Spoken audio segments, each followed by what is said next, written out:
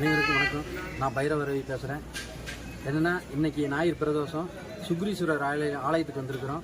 ஏன்னா நிறைய தடவை நான் வந்துட்டு போனேன். இங்கே வந்துட்டு போனால் எனக்கு சினிமாவில் ஏதோ ஒரு படம் கமிட் ஆகுது. ஏன்னா 25 வருஷமாக நான் சினிஃபீல்டு இருக்கிறேன். இந்த கோயில் வந்துட்டு போனதுக்கப்புறம் எனக்கு பைரவா, கொடி, முத்துராமலிங்கம், சௌகரப்பேட்டை அப்படி நிறைய படம் கிடைச்சிது. இப்போ விமல் படம் பண்ணிகிட்டு இருக்கிறேன். ஏன்னா இந்த கோயில் அவ்வளோ சிறப்பான கோயில். வேண்டுதுன்னு மாதிரி நடக்கும். நிறைய தொழிலதிபர்கள் வந்து இந்த கோயிலில் வேண்டி நிறைய நடந்திருக்குது. நாங்களே கண்கூட பார்த்துருக்குறோம். நிறைய வழிபட்டோம்னா நல்லது நடக்கும். நன்றி. இதில் வசிச்சுட்டு வர்றேன். இங்கே சுக்ரீவர் கோயிலுக்கு அடிக்கடி வந்துட்டுருக்கிறேன். இன்றைக்கி ஞாயிறு பிரதோஷம், அதனால் சிறப்பான பூஜை நடந்தது. எங்களுக்கெல்லாம் என்னென்னு கேட்டிங்கன்னா, பிரதோஷங்கிறது ரொம்ப முக்கியம். அந்த காலத்தில் வந்து ராமாயண காலத்திலேயே வாலிங்கிறவர் இங்கே வந்து ஈசனை கும்பிட்டு போனதுக்கப்புறம் தான் யார் எதிர்த்து நின்னாலும் பாதி போல அவருக்கு சேர்ந்துடும் அப்படிங்கிறது உங்களுக்கு தெரியும். அப்போ ஏற்பட்ட சிறப்பு வாய்ந்த கோயில். அனைவருமே வந்து இந்த கோயிலில் சாமி கும்பிட்டு வரத்தை வாங்கிட்டு போங்க. நன்றி, வணக்கம். என் பேர் கவிதாங்க. நம சிவாயா. என் பேர் கவிதாங்க.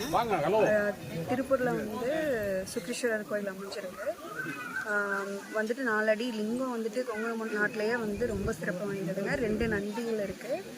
ரொம்ப விசேஷங்க. சுக்ரீவர் வந்து நம்ம சுக்ரீஸ்வரரை வந்து வழிபட்டதுனால சுக்ரீஸ்வரர்னு பேர் பெற்றாரு. வந்து வழிபட்டால் எல்லா தடைகளும் எல்லா இதுவும் நீங்கி நல்லா பலன் பெறலாம். எல்லாரும் வந்து தரிசித்து போங்க. இந்த ஆலயத்தின் மற்றும் ஒரு சிறப்பு என்னவென்றால், இங்கு நவகிரகங்கள் கிடையாது, சூரியன் மட்டுமே உள்ளது. இது ஒரு பரிகார ஸ்தலம். இங்கு வந்து வழிபட்டாலே அனைத்து நவகிரகங்களை வழிபட்டதான பலன் கிடைக்கும். வேண்டிய வரம் வேண்டியதை கொடுக்கும் சுக்ரீஸ்வரர் அமைந்துள்ள தலம். பவித்ரன். சுக்ரீஸ்வரர் ஆவுடைநாயகி திருக்கோயிலில் என்னென்ன சிறப்பு பூஜைகள் நடக்கும்னு பார்த்தீங்கன்னா, மாதந்தோறும் அமாவாசை பௌர்ணமி பூஜை, தேய்பிரை வளர்பிரையில் வந்துட்டு பிரதோஷ பூஜை, தேய்பிரை அஷ்டமியில் பைரவர் பூஜை. அதுபோக சிறப்பு பூஜைகள் பார்த்தீங்கன்னா மகா சிவராத்திரி அப்போ நாடு கால பூஜைகள், அதுக்கப்புறம் ஆருத்ரா தரிசனம், மார்கழியில் வர ஆருத்ரா தரிசனத்தில் திருக்கல்யாணம் ப்ளஸ் ஆருத்ரா தரிசனம், அபிஷேக அலங்கார பூஜை.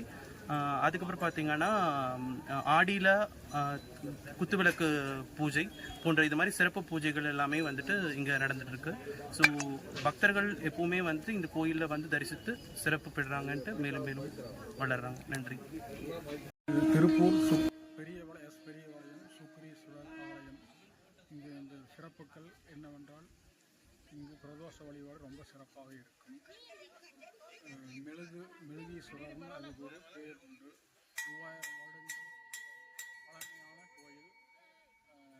இங்கு பத்ராலயமாவுக்கு சிறப்பான வழிபாடுகள் உண்டு. காலபைரவருக்கும் தேய்பிரை அஷ்டமிக்கும் சிறப்பான வழிபாடுகள் உண்டு. நம்ம நினைக்கிறது நடக்கும். கன்னிவாக கோயிலுக்கு வந்து சாமி தரிசனம் செய்தால் நினைப்பதெல்லாம்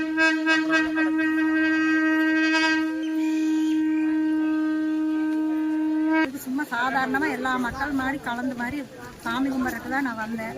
இங்கே இருக்கிற சிவன் வந்து மிக சக்தி வாய்ந்த சிவனே.